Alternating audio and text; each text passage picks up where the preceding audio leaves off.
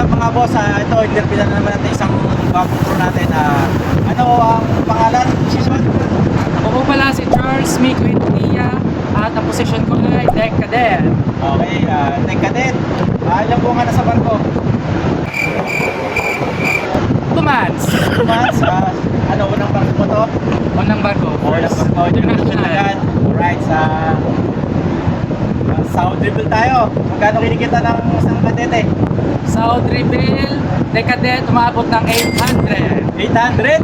Teka, ano ba yung ginagawa ng isang kadete? Ginagawa ng isang kadete, ano lang, na-follow lang yung utos ni Boson.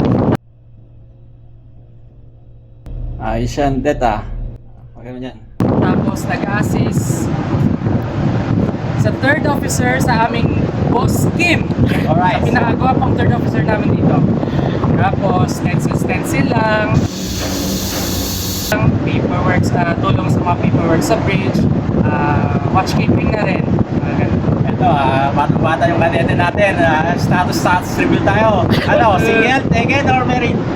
Taken na. Alright, palay tayo dyan. Pwede natin shoutout ang ating iniibig. Shout out kay Ed Marie Pearly Sugan. Pearly, I miss you. Alright, thank you guys, thank you guys.